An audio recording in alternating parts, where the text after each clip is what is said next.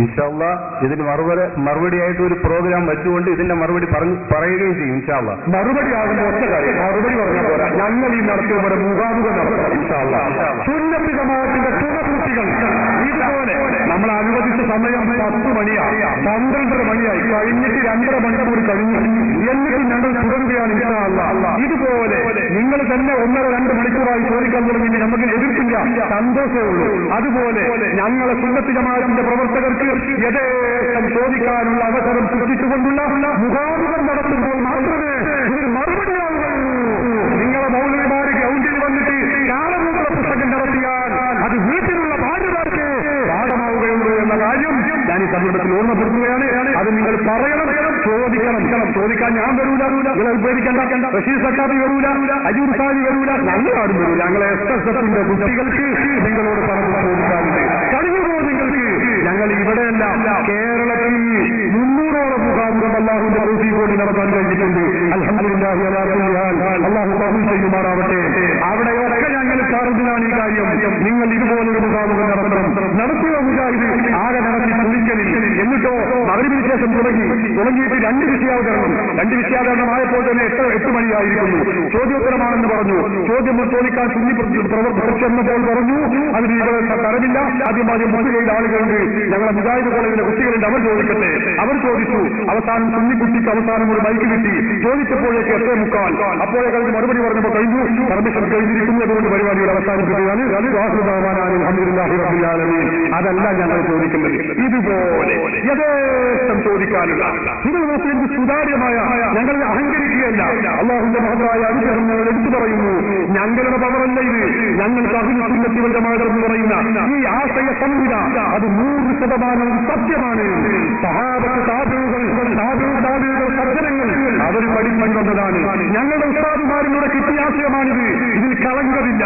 മുജാഹിദുകൾ എന്ന് പറയുന്നതോ, വഹാബികൾ പറയുന്നതോ, മൗദൂദികൾ എന്ന് പറയുന്നതോ നിങ്ങളുടെ മൗലവിമാരുടെ ക്ഷീണിച്ച മസ്തിഷ്കത്തിൽ നിന്ന് ഉന്നതിക്കുന്ന ദുർവ്യാഖ്യാനങ്ങൾ മാത്രമാണ് എന്ന കാര്യം നിങ്ങൾ മറക്കരുത്.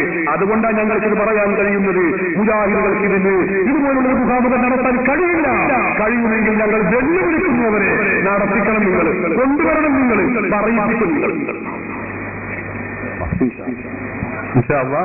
ഒരു കാര്യം പറയട്ടെ. ഭാഗ്യമാല ഓഡിറ്റോറിയത്തിൽ മുജാഹിദുകൾ നടത്തിയ മുഖാമുഖത്തിന് ചോദ്യം ചോദിക്കാൻ പോയപ്പോൾ പോലീസുകാരെ വിട്ട് മുജാഹിദുകൾ മർദ്ദിച്ചു. ആ മർദ്ദന നേരിട്ടവർ ആ കൂട്ടത്തിലുണ്ട്. പിന്നെ 2 ചോദ്യമേ ചോദിക്കാവൂ എന്നുള്ള നിബന്ധനയും ഞങ്ങൾ ഏർപ്പെടുത്തി. ചോദിച്ചുകൊണ്ടിരുന്ന ഞങ്ങളെ അയാൾ അവിടെ ഉണ്ട്. ആ പോലീസിന്റെ അടികൊണ്ട ആൾ അവിടെ തന്നെ എഴുന്നേറ്റിരിക്കും. കാരണം അദ്ദേഹത്തിന് പോലീസ് ക്രൂരമായി അദ്ദേഹത്തിന്റെ അടിവേറ്റിനെ ചവിട്ടി. ആ ചവിട്ടേറ്റ് അദ്ദേഹം പറഞ്ഞു, നിങ്ങൾ ചോദ്യോത്തരമാണ് ഇവിടെ സംഘടിപ്പിക്കുന്നത്, അതോ അപ്പോഴാണോ? അപ്പോൾ ഈ രൂപത്തിലായിരുന്നു മുജാഹിദുകൾ നടത്തിയത്. ഇതുപോലെ ഇപ്പോൾ ISM-ന്റെയും KNM-ന്റെയും പ്രവർത്തകർ ആ ചുമരിന്റെ പരിസര പ്രദേശത്തും അതുപോലെ തന്നെ കടവരാന്തകളിലും ബൈക്കിന്റെ പോസ്റ്റിന്റെയും പുറകുവശങ്ങളിലെല്ലാം നിന്നുണ്ട്. നിങ്ങൾ കടന്നു വരൂ, നിങ്ങൾ എന്തേ മുഖാമുഖം നടത്താത്തത് ഞങ്ങളുടെ കയ്യിൽ തെളിവുകളുണ്ട് എന്ന് പറഞ്ഞവർ വിനയപുരസ്കരം ഞങ്ങൾ ക്ഷണിക്കുകയാണ്. പ്രിയമുള്ള സഹോദരങ്ങളെ, നിങ്ങൾ ഒന്നും ചെയ്യില്ല.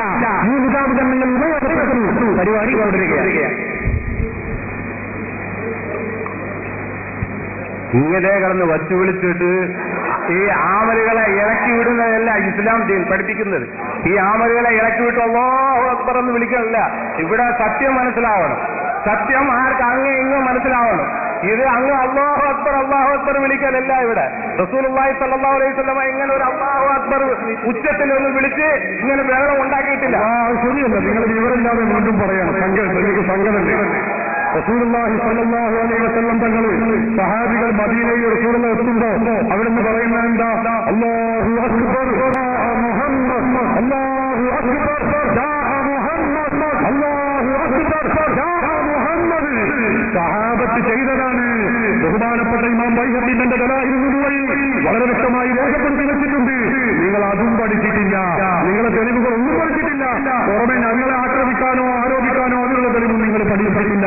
മാത്രമല്ല റസൂലുള്ളാഹി തങ്ങൾ റബീഉൽ അവ്വൽ 12 മദീനയിലേക്ക് എത്തുമ്പോ സഹാബത്ത് ഒന്നാകെ പരസ്പരം അവരെല്ലാവരും മക്കയിലും മദീനയിലുള്ള കുട്ടികൾ മുതൽ വ്യാപാരവൃദ്ധം ജനങ്ങൾ വഴിയോരങ്ങളിൽ റസൂലിനെ സ്വീകരിച്ചുകൊണ്ട് പറയുന്നു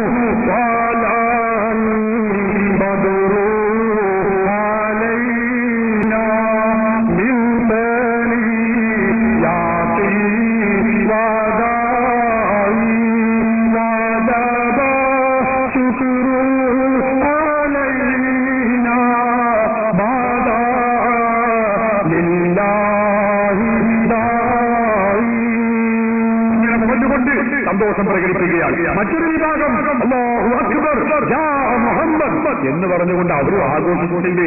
ഞങ്ങൾ ഇതൊക്കെ ചെയ്ത് തെളിവിന്റെ അടിസ്ഥാനത്തിലാണ്. ഞങ്ങൾ ഖുർആൻ കൊണ്ട് പഠിച്ചിട്ടാണ് നടക്കുന്നത്. നിങ്ങൾ വിദ്യാഭ്യാസം മാത്രമേ നിങ്ങളിത് പറഞ്ഞാൽ നിങ്ങളെന്ന വ്യക്തിയല്ല, മുജാഹിദ് പ്രസ്ഥാനത്തെ മൊത്തത്തിലാണ് ഞാൻ പറയുന്നത്. റസൂലുള്ളാഹി സ്വല്ലല്ലാഹു അലൈഹി വസല്ലം മദീനയിൽ വരുമ്പോൾ ഇതുപോലെ പ്രോഗ്രാമല്ല നടത്തിയത്. അത് ആലോചിക്കണം. ഇതിലും വലിയ ആകാലവൃത്തം ജനങ്ങളായിരുന്നു. ഇമാം ബുഖാരി ഉദ്ധരിക്കുന്ന ഹദീസിൽ കാണാം മദീനക്കാർ അതുപോലെ ഒരു സന്തോഷ അവസരം പിന്നെ മദീനയിൽ ഉണ്ടായിട്ടേ ഇല്ല. ബുഖാരി ഇമാം ബുഖാരി ഉദ്ധരിക്കുന്ന ഹദീസാണ്. ബുഖാരിന്റെ പരിഭാഷ ഇറക്കിയാൽ പോരാ, അത് വായിച്ചു നോക്കണം. ബുഖാരിന്റെ പരിഭാഷ ഇറക്കുമ്പോൾ അത് വായിക്കാത്ത കുഴപ്പം നിങ്ങൾക്കുണ്ട്.